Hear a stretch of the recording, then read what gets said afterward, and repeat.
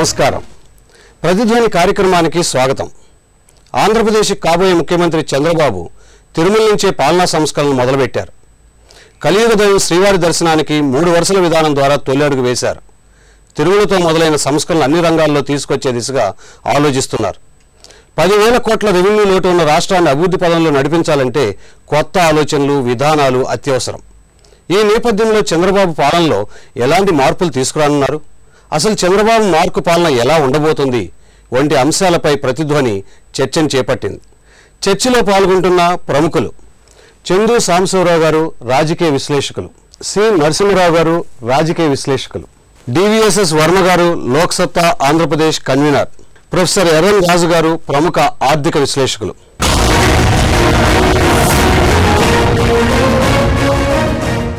సాంబశివరావు గారు, నాటి చార్ధామ్ సంఘటన తీసుకున్న, ఇటీవల తిరుపతిలో పెరిగిన రద్దీని పరిష్కరించేందుకు 3 వరుసల విధానాన్ని తీసుకున్న చంద్రబాబు గారు ప్రజా సేవల్ని సత్వరం అందించడానికి ప్రాధాన్యత ఇస్తున్నట్టు తెలుస్తుంది. ఇటీవల కాలంలో ఆయన సంస్కరణల కంటే సంక్షేమం ప్రధానమైన ధోరణితో వ్యవహరిస్తున్న తీరు కనబడుతుంది. ఇటువంటి నేపథ్యంలో చంద్రబాబు గారి పాలన ఎలా ఉండబోతుందని మనం భావించవచ్చు? ముందుగా సంస్కరణలు లేదంటే డెవలప్మెంట్, అభివృద్ధి అది ఒక పక్కనుంటే, సంక్షేమము, కన్వీనియన్స్ ఒక పక్కన మనం మాట్లాడుకున్నప్పుడు ఈ రెండు మ్యూచువల్లీ ఎక్స్క్లూజివ్ అయితే కాదండి. ఒకటి జరిగితే రెండో జరగకూడదని ఎక్కడ లేదు. దురదృష్టం ఏంటంటే ఒక 10 years బ్యాక్ నుంచి కూడా మనం సంక్షేమము అంటే అదేదో మంచి మంత్రం అని, సంస్కరణలు లేదా అభివృద్ధి అంటే అదేదో ప్రజా వ్యతిరేకం అన్నట్టుగా చిత్రీకరించారు కొంతమంది వెస్టెడ్ ఇంట్రెస్ట్లు. అది కరెక్ట్ కాదని నా అభిప్రాయం. చంద్రబాబు గారు చాలా అనుభవజ్ఞుడు, చాలా చూశాడు. మన దేశం మొత్తం ఆయనకి మంచి అవగాహన ఉంది. అలాగే మన రాష్ట్రం మీద ప్రతి మూల కూడా ఆయన ఏం జరుగుతుంది, ఎలా ఉన్నారు, ప్రజలు ఎలా ఉన్నారని తెలుసు. మరొక్కసారి 30 సంవత్సరాల రాజకీయ ప్రస్థానం తర్వాత కూడా సుదీర్ఘమైనటువంటి పాదయాత్ర చేశారు. సో గ్రామీణ ప్రాంతంలో ప్రజలు ఎలా ఇబ్బంది పడుతున్నారు, ఏ అవసరాల కోసం ఇబ్బంది పడుతున్నారు, అలాగే పట్టణంలో ప్రజలు ఎలా ఉన్నారు, నగరాల్లో ఎలా ఉన్నారు అనేది క్షుణ్ణంగా ఆయనకు ఒక మంచి ఐడియా ఉంది. సో వీటన్నిటిని మనం కలిపి చూసినట్టయితే ఇవాళ తిరుమలలో దేవాలయంలో 3 వరుసల్లో భక్తులకి ఒక కన్వీనియన్స్ కోసం ఆయన సలహా ఇచ్చాడు అని మాట్లాడుకుంటున్నప్పుడు అది ఆయన టెండెన్సీగా మనం తీసుకోవాలి. ప్రజలకు ఎక్కడ ఇబ్బంది కలగకూడదు. దేవాలయంలోనే కాదు, రాబోయే రోజుల్లో ఒక ఎంఆర్ఓ ఆఫీస్లో కానీ, ఇంకో ఆఫీస్లో కానీ, ఒక వైద్యశాలలో కానీ, స్కూల్లో కానీ ఎక్కడా కూడా ఆ స్టేక్ హోల్డర్స్కి ఇబ్బంది కలగకూడదు అనేది గోల్డెన్ ప్రిన్సిపల్. ఆయన ఎప్పుడు మాకు అదే చెప్తుంటారు. దీన్ని బట్టే మన సిస్టమ్ పెర్ఫార్మెన్స్ పెరుగుద్ది, మనకు అభివృద్ధి వస్తుంది. ఈ అభివృద్ధి జరిగినప్పుడు ఆ అభివృద్ధి ఫలాలనే మనం సంక్షేమ పథకాలకు వాడుకుంటాం. సో దీనంతా కూడా ఒక హోలిస్టిక్గా, ఒక కాంప్రహెన్సివ్గానే ఆలోచించాలి, చూడాల్సిన అవసరం ఉంది.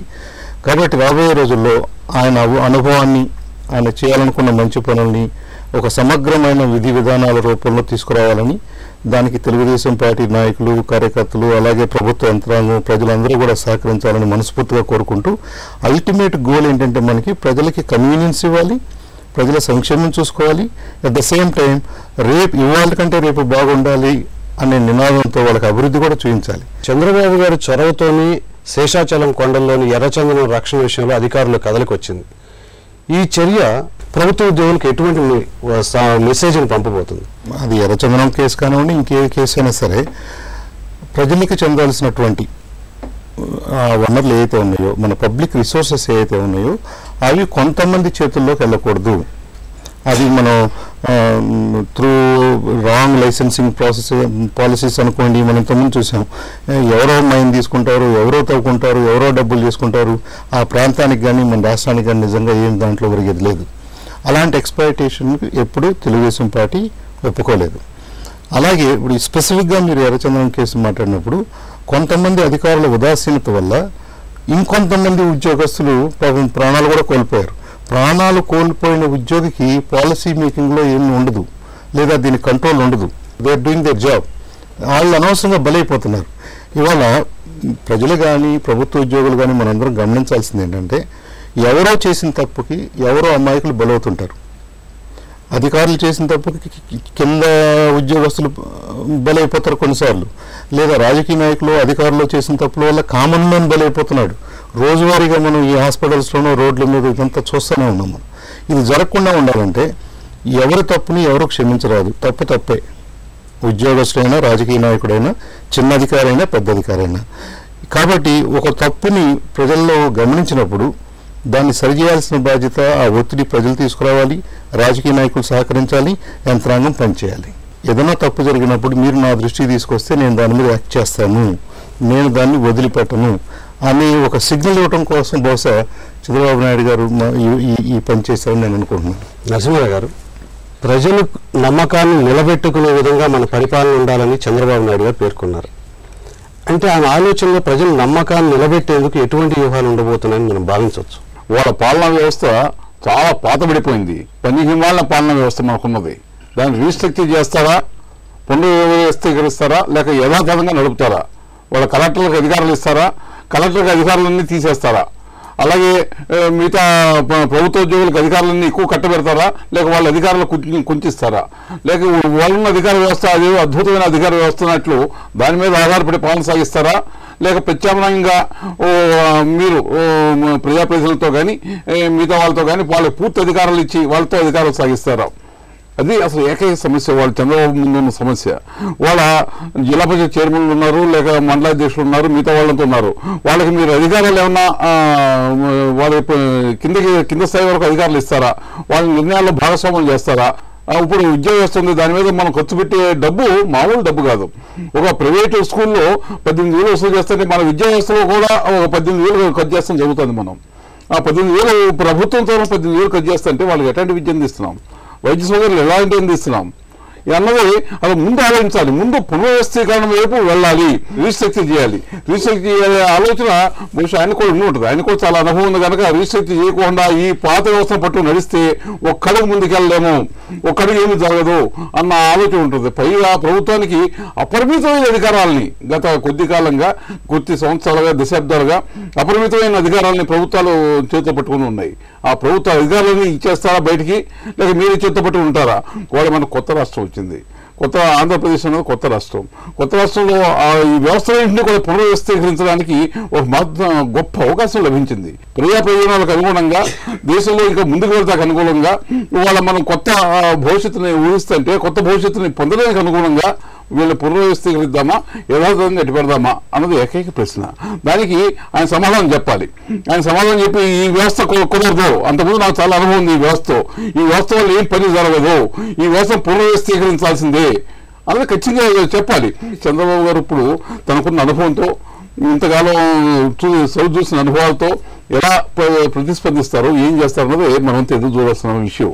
వర్మ గారు, ఈరోజు ఆంధ్రప్రదేశ్లో ప్రధానంగా ప్రజల్లో, ఉద్యోగుల్లో బలమైన రాష్ట్రాన్ని నిర్మించుకోవాలనే కాంక్ష బలంగా కనపడుతుంది. ఎంతటి బలంగా ఉందంటే ఉద్యోగులు మేము కొన్ని గంటలు అధికంగా పనిచేస్తామంటున్నారు, ప్రజలు మేము చందాలు ఇస్తామంటున్నారు. అనేక రకాలుగా ప్రజల భావోద్వేగాలు ఉన్నటువంటి ఇటువంటి పరిస్థితుల్లో చంద్రబాబు నాయుడు గారు ఎటువంటి ప్రణాళికల ద్వారా ఆ భావోద్వేగాలను కూడా అభివృద్ధి కోసం వినియోగించుకునే అవకాశం ఉంది? ఇవాళ రాష్ట్రం విభజన తర్వాత కొన్ని లోటు బడ్జెట్ తోటి అనేక సమస్యలతోటి ఉన్నటువంటి వాస్తవాలను మనం గమనించాలా, దానికి అనుగుణంగా కార్యకలాపాలు రూపొందించుకోవాలా. నిజంగా రాష్ట్రంలో బలమైన లోకాయుక్తను ఏర్పాటు చేసి ప్రభుత్వ యంత్రాంగాన్ని, అలాగే రాజకీయ వ్యవస్థలో ఉన్నటువంటి వాళ్ళ అవినీతి మీద కఠినంగా చర్యలు తీసుకునేలాగా, అవినీతి పట్ల భర్తం పట్టే శక్తి కలిగినటువంటి బలమైన లోకాయుక్తను తీసుకురావాలా. ఎందుకంటే అవినీతి అనేది వ్యక్తులను టార్గెట్ చేస్తే పోయేది కాదు, వ్యవస్థాగతమైంది. దానికి వ్యవస్థాగతంగా ఎదుర్కొనే ఏర్పాటు జరగాల్సిన అవసరం ఉన్నది. రెండవది, ప్రజలు ప్రభుత్వ సేవలను సత్వరం కోరుతున్నారు. ఇందాక నరసింహారావు గారు చెప్పారు. ఆ సత్వర సేవలు అందించడానికి కావాల్సిన మెకానిజం ఒకటి క్రియేట్ కావాలా. దాంట్లో ఈ చంద్రబాబు నాయుడు గారికి దాంట్లో కొంత అనుభవం ఉంది. 2002లోనే ఆయన మొట్టమొదటిసారి పురపాలక సంఘాల్లో సిటిజన్స్ చార్టర్స్ని చట్టబద్ధంగా తీసుకొచ్చారు. ఇప్పుడు దేశంలో పౌర హక్కు సేవల హక్కు చట్టం వస్తూ ఉంది, పార్లమెంట్లో ముందు చట్టం ఉంది. మన రాష్ట్రంలో వీరు తొందరగా ఆ పని చేస్తే జవాబుదారీతనం తీసుకురావడానికి అదొకటే మార్గం. ఈ పౌర సేవా హక్కు చట్టాన్ని పారదర్శకత కోసం సమాచార హక్కును వినియోగించడం చాలా కీలకమైన అంశాలు ఇవి. దాని మీద చంద్రబాబు నాయుడు గారు దృష్టి పెట్టాల్సిన అవసరం ఉన్నది. స్థానిక ప్రభుత్వాలకి రాష్ట్ర ప్రభుత్వాలలాగే పూర్తిగా వాటికి సంబంధించినటువంటి అంశాల మీద, శాఖల మీద యాజమాన్యం ఉండేటువంటి పద్ధతుల్లో అధిక సాధికారత కల్పించాల్సిన అవసరం ఉన్నది. చివరిగా నేను చెప్పేది ఏంటంటే, ఇవాళ రాష్ట్రంలో మరి పారిశ్రామిక అభివృద్ధికి అవకాశాలు వస్తున్నాయి. కానీ అవకాశాలు ఎలా వస్తాయి అంటే దానికి అనుగుణమైన చర్యలు తీసుకుంటేనే వస్తాయి. లేకపోతే మీకు ట్యాక్స్ ఎగ్జామ్షన్స్ ఉన్నా, ప్రత్యేక ప్రతిపత్తి ఉన్నా, ఇక్కడ ఎలక్ట్రిసిటీ లేక, వాటర్ లేక, కమ్యూనికేషన్స్, రవాణా సదుపాయాలు లేకపోతే ఎవరు రారు. అవినీతి రహిత పాలన, జవాబుదారీ పాలన ఎంత అవసరమో అంత అవసరం ఆర్థిక క్రమశిక్షణ.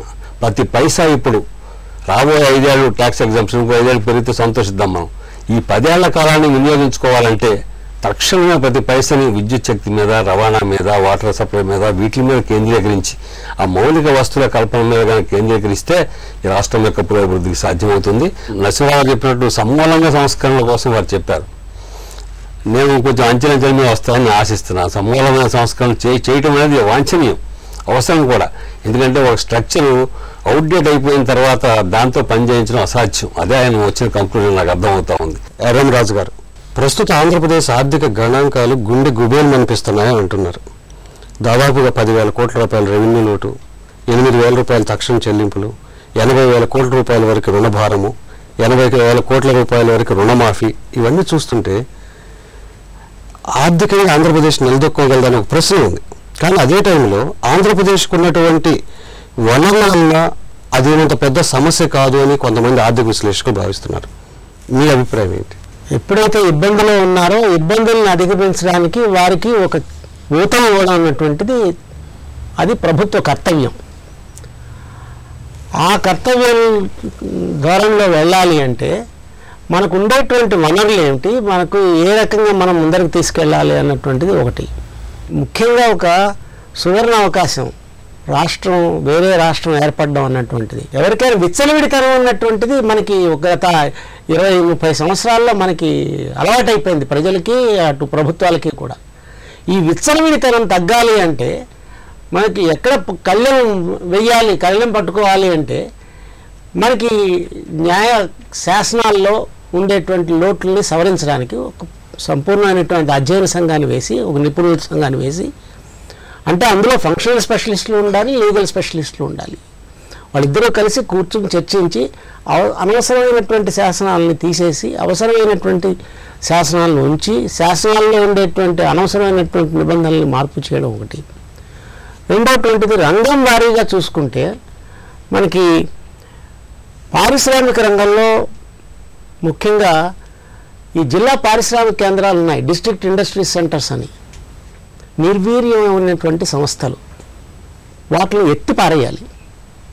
ఇండస్ట్రియల్ ఫెసిలిటేషన్ సెంటర్స్ని ఒక ఇండస్ట్రియల్ ఫెసిలిటేషన్ యాక్ట్ ద్వారా తీసుకొచ్చి ఏవైతే జవాబుదారీతనం, బాధ్యతాయుతంగా వాళ్ళు పనిచేయాల్సిన అవసరం ఉందో అవన్నీ కూడా క్రమణకి ఇచ్చి ప్రజలకి అందుబాటులో ఉండేటట్టు చేసి, ప్రజలకు కూడా అవన్నీ తెలియపరిచేటట్టుగా విస్తృతంగా ప్రచారం చేసి, మీకు ఈ హక్కులు ఉన్నాయి, ఈ హక్కులు మీరు వినియోగించుకోవచ్చు చెప్పాం. మన సిటిజన్షిప్ చార్టర్ పూర్వం పెట్టారు ఆయన చంద్రబాబు నాయుడు గారు. దాన్ని మళ్ళీ పునర్జీవితం ఇచ్చి దాన్ని పటిష్టం చేసి, దాన్ని పటిష్టం చేయాలంటే ఇటువంటి వ్యవస్థ పోవాలి. వ్యవసాయ రంగంలో చూసుకుంటే ఇప్పుడు కోస్తా ప్రాంతం అంతా కూడా ఏ సంవత్సరం తీసుకున్నా కానీ మీకు సైక్లోను, ఫ్లడ్స్, ప్రజలు, సంస్థలు, ప్రజా సంస్థలు, తర్వాత పరిపాలనా యంత్రాంగం, బీమా యంత్రాంగం, వాణిజ్య సముదాయాలు, వీటిలన్నిటిలో కలిపి ఒక ఫండ్గా ఏర్పరిచి ఆ ఫండ్ ద్వారా ఈ వైపరీత్యాలని మనం తట్టుకునేటువంటి పరిస్థితిలో ఒక మార్పు తీసుకురావాలి. మీరు అన్నట్లుగా వివిధ రంగాల వారీగా అభివృద్ధి అనేది అనివార్యం. కానీ ఆర్థిక గణాంకాల్లో ఈ ఆర్థిక లోటు అనేది ప్రమాదకరమైన పరిస్థితిలో ఉందని కొంతమంది విశ్లేషకులు అభిప్రాయపడుతున్నారు. ఈ ఆర్థిక లోటుని ఎలా మనం పూరించాల్సి ఉంటుంది? ఇప్పుడు ఆర్థిక లోటు పూరించడం పెద్ద సమస్య కాదండి. మనకు ముఖ్యంగా ఈ ఆర్థిక లోటు ఎందుకు వచ్చిందంటే నమ్మకం లోటులో వచ్చింది. ఈ నమ్మకం లోటు ఇప్పుడు పోయింది, ప్రజలకి నమ్మకం ఏర్పడింది. ఇప్పుడు ఇవాళ మీరు ఎంతమంది డొనేషన్స్ వస్తున్నాయంటే క్యాపిటల్ కన్స్ట్రక్షన్కి ఎన్ని డొనేషన్స్ వస్తున్నాయి మీరు చూస్తుంటే, అంటే ప్రజలకి ప్రభుత్వం మీద నమ్మకం ఏర్పడి ప్రజలు ప్రభుత్వం దగ్గర సొమ్ము పెడితే దాని సద్వినియోగం అవుతుంది అన్నటువంటి నమ్మకం ఏర్పడిన రోజుని ఈ ఆర్థిక లోటు పూడ్చడం పెద్ద కష్టం కాదు. FRBM యాక్ట్ ప్రకారం మనం 3% కన్నా ప్రజల దగ్గర నుంచి అప్పు తీసుకోవడానికి వీలు లేదు. ఏక ప్రభుత్వం కూడా. ఈ లోటు ఇప్పుడు మనం సవరించుకోవాలంటే FRBM యాక్ట్ అమెండ్మెంట్ కావాలి, లేదా FRBM యాక్ట్ నుంచి మనకి ఎగ్జంప్షన్ కావాలి. ఇది ఈ కొత్త రాష్ట్రం కాబట్టి ఒక ప్రత్యేకంగా రేపు పొద్దున బడ్జెట్ అనౌన్స్మెంట్ వస్తుంది, సెంట్రల్ గవర్నమెంట్ బడ్జెట్ అనౌన్స్మెంట్ వస్తుంది.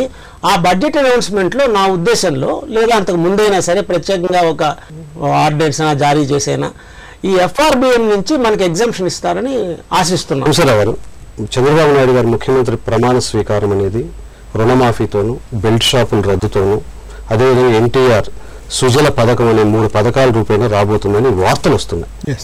ఇటువంటి పరిస్థితుల్లో అసలు ఆయన ప్రజలకు ఏం చెప్పదలిచారు, ఏం భరోసా ఇవ్వదలిచారు? ఒకటి, రుణమాఫీ చేస్తాము, దాని మీదే మా మొదటి సంతకం ఉంటుంది అని చంద్రబాబు నాయుడు గారు కొత్తగా కాదండి, గత 8-9 నెలలుగా కూడా చెప్తూ వచ్చారు.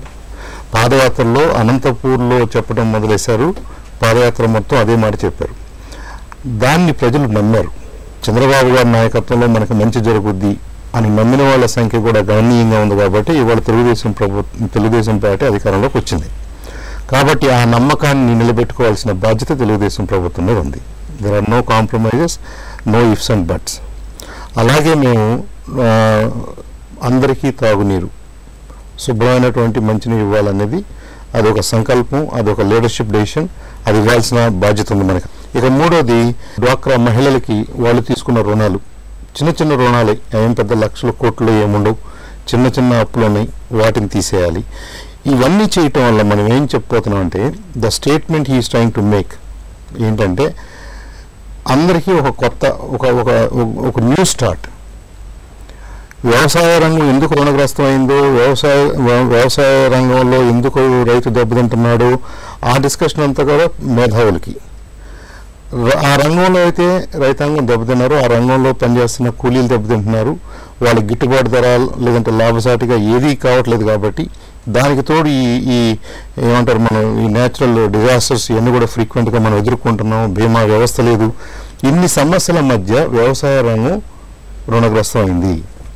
ముందు ఈ రుణగ్రస్తుల్ని కనుక మనం ఆ భారాల నుంచి తప్పిస్తే, మిగతా అన్ని కూడా మనం సరి చేసుకోవడానికి ప్లాన్ చేసుకోగలిగితే 1-2 సంవత్సరాల్లో బీమా వ్యవస్థను చేసుకోవచ్చు, లేదా ఇంకా మెరుగైన సలహాలు రైతాంగానికి ఇవ్వచ్చు, స్టోరేజ్ కెపాసిటీ పెంచవచ్చు, ప్రాసెసింగ్ పెంచవచ్చు. Swaminathan commission what ever recommendations, ఆ స్వామినాథన్ డాక్టర్ MS స్వామినాథన్ గారి రికమెండేషన్స్ మనం అమలు చేసుకోవాలి. ఇలా ఇవన్నీ చేయడానికి కూడా కొంత టైం పట్టుద్ది. కాబట్టి ఇమీడియట్గా మనం రైతులకైతే రిలీఫ్ ఇద్దాం, దాన్ని వన్ టైం ఇన్వెస్ట్మెంట్గా భావిద్దాం. ఒక రంగం, అది ఒక మనిషి కాదు, ఒక మనిషి తప్పు చేయొచ్చు. ఒక ఎంటైర్ రంగం ఇబ్బందుల్లో ఉన్నప్పుడు సంస్థాగతమైనటువంటి వ్యవస్థాగతమైన ప్రాబ్లమ్స్ అవి ఉండుంటాయి. దాన్ని మనం కరెక్ట్ చేసుకోవాలి. అది గవర్నమెంట్ బాధ్యత, పాలకుల బాధ్యత. ఆ రంగంలో ఉన్న వాళ్ళకి రిలీఫ్ ఇవ్వాల్సిన ధర్మం కూడా ఉంది. కాబట్టి ఆ రిలీఫ్ ఇద్దాం. ఇక క్వశ్చన్ ఎక్కడ వస్తుందంటే, వీటన్నిటికీ డబ్బులు ఎక్కడని. ఇప్పుడు ఒక డెసిషన్ తీసుకున్న తర్వాత డబ్బులు ఎక్కడి నుంచి వస్తాయో, ఎలా ఏర్పాటు చేసుకోవాలో యంత్రాంగం అంతా ఉందండి. ఇంత పెద్ద దేశంలో ఇన్ని వ్యవస్థల మధ్యన, ఇంతమంది ఇన్వెస్టర్స్ మధ్యన అది సమస్య కాదు. నరసింహరావు గారు, మోడీ పరిపాలనలో పారదర్శకత, అభివృద్ధి అనే ప్రధాన నినాదాలుగా ఉండబోతున్నాయని తెలుస్తుంది. ఇదే విషయాన్ని చంద్రబాబు నాయుడు గారు తన పార్లమెంట్ సభ్యులతో కూడా ప్రస్తావించారని వార్తలు వచ్చాయి. ఇటువంటి నేపథ్యంలో రాష్ట్రంలో పాలన ఎలా ఉండబోతుంది? రకరకాల పారదర్శకతలు ఉన్నాయి. ఏ పారదర్శకత అవలంబిస్తారో మనకు తెలియదు. అభివృద్ధి అన్నది తర్వాత అభివృద్ధి. మోడీ గారు కానీ చంద్రబాబు కానీ ప్రభుత్వ పరంగా అభివృద్ధి చేస్తారా దేశాన్ని? సాధ్యమా? ప్రపంచంలో ఎక్కడ జరిగిందా? అభివృద్ధి అన్నది ప్రైవేట్ పరంగానే జరగాలి. ఇండస్ట్రీస్ పెడితే ఎవరు పెట్టాలి? ప్రభుత్వం పెడతాం కాదు, ప్రైవేట్ వ్యక్తులే పెట్టాలి. విద్యుత్ స్టేషన్లు పెడితే ప్రభుత్వం పెట్టగలదా? పెట్టే వాళ్ళ దగ్గర డబ్బులు ఉన్నాయా? లేదు. ప్రైవేట్ వ్యక్తులే పెట్టాలి, ప్రైవేట్ సంస్థలే పెట్టాలి. ప్రైవేట్ సంస్థలు పెడతానికి సరిపడిన అవకాశాలు కల్పిస్తున్నారా? అడ్డంకులు ఏర్పరుస్తున్నారా? ఇప్పుడు దాకా అనేక అడ్డంకులు, పర్యావరణ అడ్డంకులు తగ్గించి రకరకాల అడ్డంకులు రోజు కల్పిస్తూ ఉన్నారు. ఒక పాస్కో ఫ్యాక్టరీ ఒరిస్సాలో 7 ఏళ్ల ముట్టి అట్టకపోయి ఉంది. ఇప్పుడు వాటిని ఇమీడియట్గా ఒక 5 నెలలు 3 నెలల్లో క్లియర్ చేస్తారా? చేయరా. ఇక్కడ అట్లాగే మన ధర్మ స్టేషన్స్ కానీ మిగతా స్టేషన్స్ కానీ చాలా కాలంగా పడి ఉన్నాయి. అలాగే పూర్తి అయిపోయిన ఈ స్టేషన్స్, గ్యాస్ బేస్డ్ స్టేషన్స్ కూడా ఆగిపడి ఉన్నాయి. వాటిని 1 రోజుల్లోనో 1 నెల రోజుల్లో 2 నెలల్లో క్లియర్ చేస్తారా? మోడీకి కూడా బహుశా ఆ సంకల్పం ఉండొచ్చు, చంద్రబాబు నాయుడుకి కూడా ఆ సంకల్పం ఉండొచ్చు. ప్రైవేట్ పరంగానే అభివృద్ధి జరగాలని. అభివృద్ధి అనేది కనుక ప్రభుత్వ పరంగా జరగబోతే అంతకన్నా డిజాస్టర్ ప్రపంచంలో ఇంకోటి లేదు. అందువల్ల ప్రభుత్వం దూరంగా ఉండాలి. ఎంత దూరంగా జరిగిపోతే ఆ నిబంధనలను ఎంత త్వరగా తొలగిస్తే, వాళ్ళకి అడ్డంకులన్నింటినీ ఎంత త్వరగా తొలగిస్తే అంత త్వరగా దేశం అభివృద్ధి చెందుతుంది, రాష్ట్రం కూడా అభివృద్ధి చెందుతుంది. రైతాంగం బాగా నష్టపోతాయని దానికి ఏకైక పరిష్కారం ఏంటి? ఎంఎస్పీని డబుల్ చేయండి. స్వామినాథన్ ఇచ్చారు, వాళ్ళ ఖర్చులకి 50% ఎక్స్ట్రా ఇవ్వండి. వాళ్ళ 1300 రూపాయలు ఉంది క్వింటాల్ ధాన్యం, ఎంఎస్పీ రేటు 1350 రూపాయలు ఉంది, దాన్ని 2500 చేయండి. బాకీ ఒక్క నిమిషం, ఒక సంవత్సరంలో ఎగిరిపోతాయి, మొత్తం బ్యాంకులు రుణాలను ఎగిరిపోతాయి అలా చేస్తే. అరుణ్ గారు, సరైన వ్యక్తిని ఎంపిక చేయటం, పటిష్టంగా విధులు ఇవ్వటం, జవాబుదారీ ఆశించటం, ఈ 3 అంశాలతో గుజరాత్లో మోడీ ప్రభుత్వం సరైన ఫలితాలను సాధించింది అంటారు. చంద్రబాబు నాయుడు గారు కూడా అదే దిశలో వెళ్ళబోతున్నాడని వార్తలు వస్తున్నాయి. దీని పరిపాలనా కోణంలో ఎలా విశ్లేషించుకోవచ్చు మనం? ఎంత వ్యక్తులు గొప్పవాళ్ళైనా సరైన వ్యవస్థలు లేకపోతే పరిపాలనలో కానీ, ప్రజలకు అందించే సౌకర్యాల్లో కానీ, సేవల్లో కానీ, మార్గాల్లో మోడీకి ఎందుకు వచ్చిందంటే అలాంటి వ్యవస్థలను సృష్టించుకోవడానికి ప్రయత్నం చేశాడు. మనం కూడా ఇప్పుడు చెప్పేది అదే. అలాంటి వ్యవస్థ కావాలి. అవినీతి పోవాలంటే పోదు. ఒక వ్యక్తి అవినీతి మీద పోరాటం కోసం సిద్ధమైతే పోదు. దానికి కావాల్సిన వ్యవస్థను రూపొందించుకోవాలా. అలాగే ప్రజలకు సేవలు అందించాలంటే దానికి కావాల్సిన జవాబుదారీ వ్యవస్థను రూపొందించాలి. అలాగే గ్రామాల్లోనే మనకు అన్ని సౌకర్యాలు పొందాలంటే దానికి కావాల్సిన వ్యవస్థను సృష్టించాలి. అందుకని చంద్రబాబు నాయుడు గారు ఆయన ఎంత ప్రయత్నం చేసినా, 18 గంటలు పనిచేసినా, 21 గంటలు పనిచేసినా, ఈ వ్యవస్థలు లేకుండా మన ఆకాంక్షలకి, ప్రయోజనాలకి మధ్య వైరుధ్యం ఉంటుంది. ఎప్పుడు మన ఆకాంక్షల ప్రకారం నడవదు. మన ఆకాంక్షలకు అనుగుణమైన వ్యవస్థలను రూపొందించడం చాలా ముఖ్యమైన అవసరం. ఎర్రం రాజు గారు, ప్రస్తుతం ఉన్న ఆర్థిక లోటు నేపథ్యంలో ఎటువంటి ఆర్థిక తంత్రాలను ఉపయోగిస్తే ఈ సమస్య నుంచి బయటపడవచ్చు, అటు సంక్షేమాన్ని ఇటు అభివృద్ధిని సాధించే అవకాశం ఉంది? ఆర్థికంగా ముందు బలపడాలంటే క్రమశిక్షణ చాలా ముఖ్యం అండి. ఆస్టెరిటీ లెడ్ గ్రోత్ అని మనం చెప్పుకుంటూ వస్తాం. దానికి అంటే ఏమిటంటే పొదుపుతో కూడినటువంటి అభివృద్ధి. విచ్చలవిడిగా ఎక్కడైతే ఎక్స్పెండిచర్స్ ఉన్నాయో వాటిలన్నింటినీ కూడా పగ్గాలేసి వెనక్కి తీయాలి. ఉన్న దాంట్లో ఎలాగ మీరు చేసుకోగలరు అనేది ఒకటి ఆలోచించుకోవాలి. రెండోది ఏంటంటే ఎక్కడి నుంచి తెచ్చుకుంటాం మనకి తెచ్చుకోవాల్సినటువంటివి రెండే: పన్నులు, అప్పులు. పన్నులు ప్రజల మీద ఇప్పుడు వేస్తే భరించేటువంటి పరిస్థితిలో ప్రజానీకం లేదు. ఎందుకంటే ద్రవ్యోల్బణం చాలా ఎక్కువగా ఉంది. దీని మీద ఇంకా పన్నులు వేస్తే వాళ్ళకి ఇంకా ఖరీదులు పెరిగేటువంటి అవకాశం ఉంది. అందుచేతనండి ఇప్పుడు పన్నులు ఎక్కువ పెంచి వనరులు తెచ్చుకునేటువంటి అవకాశం తక్కువ. పోతే ఇంక అప్పుకెళ్ళాలి అంటే మీ సంస్థాగతమైనటువంటి మార్పులు చేర్పులు చేసుకోకపోతే అప్పిచ్చేవాడికి భరోసా ఉండదు. రైతులకు కావలసింది ఏమిటంటే సంస్థాగత రుణాలు ఎక్కువ కావాలి. రైతులు ఇప్పుడు ఎక్కువ కుంటుపడిపోవడానికి కారణం ఏంటంటే ఈ పర్సనల్ లోన్స్ వల్ల కుంటుపడ్డారు వాళ్ళు. మీరు ఆత్మహత్యలు చేసుకునేటువంటి మేము స్టడీ చేసాం, డీటెయిల్ స్టడీ చేసాం, రిపోర్ట్లు ఇచ్చాం. దాంట్లో తేలిందల్లా ఏమిటంటే ఆత్మహత్యలు చేసుకున్న రైతులందరికీ కూడా సంస్థాగత రుణాలు లేని వాళ్ళే ఆత్మహత్యలు చేసుకున్నారు. వాళ్ళందరికీ కూడా ఈ వ్యక్తిగత రుణాల వల్లే ఆత్మహత్యలు చేసుకున్నారు. ప్రైవేట్ మనీ లెండింగ్, ఉజూరియస్ లెండింగ్, వాళ్ళు 63%, 73% దగ్గర అప్పులు తీసుకున్నటువంటి వాళ్ళు. రెండోది ఏంటంటే రైతులకి మీరు రుణం తీర్మానం చేసేటువంటి ఏర్పాటు చేయాలి. అంటే ఏంటి, వాళ్ళకి అధికంగా వాళ్ళకి డబ్బులు వచ్చేటువంటి పని చేయాలి. ఎంఎస్ స్వామినాథన్ కమిషన్లో నేను కూడా పనిచేయడం జరిగింది కాబట్టి దాంతో చెప్తున్నాను నేను అనుభవంతో. మేము క్లియర్గా చెప్పాము అందులో ఏమిటి, కాస్ట్ ప్లస్ వాడికి ఎప్పుడూ ఇవ్వాలి. రైతు కాస్ట్ ప్లస్ ఇవ్వాలి. ఎంఎస్పి పెంచాలి అంటే ఇక్కడ మీకు వినియోగదారుడి యొక్క పరిరక్షణే ముఖ్యం అనుకుంటూ ఇన్ని సంవత్సరాలు మనం పాలించుకుంటూ వచ్చాం. రైతు యొక్క పరిరక్షణ ముఖ్యం అన్నటువంటి దానికి రాలే. రైతు పండించడానికి తగినటువంటి ప్రోత్సాహం ఇవ్వాలి అంటే వాడికి కావాల్సినటువంటి ఉత్పాదకాలన్నీ కూడా సమయానికి ఇవ్వాలి. మీరు సీడ్ యాక్ట్ ఒకటి చేయాలి. తర్వాత వాడికి గిడ్డంగులు తేలిగ్గా ఉండేటువంటి ఉండాలి. ఇటువంటి వ్యవహారాలన్నీ కూడా చక్కదిద్దితే తప్ప మీకు వ్యవస్థలో ఒక నమ్మకం కలగదు. చంద్రబాబు నాయుడు గారికి కూడా దీని మీద ఆయనకి పటిష్టమైనటువంటి ఒక ధోరణి ఉంది. దీని మీద వెళ్ళాలనేటువంటి ఒక మార్గం ఉంది. ముఖ్యమంత్రిగా 8 ప్రమాణ స్వీకారం చేయబోతున్న చంద్రబాబు ముందు ఎన్నో సవాళ్లు ఉన్నాయి. అన్నిటినీ ఎదుర్కోవాలంటే కీలక రంగాల్లో సంస్కరణలు, కొత్త విధానాలు తప్పనిసరి. చంద్రబాబు తనకున్న అనుభవాన్నంతా రంగరించి తనదైన ప్రత్యేక శైలిలో పాలనను అందించనున్నారన్న అభిప్రాయము చర్చలో వ్యక్తమవుతుంది. ఇది నేటి ప్రతిధ్వని. నమస్కారం.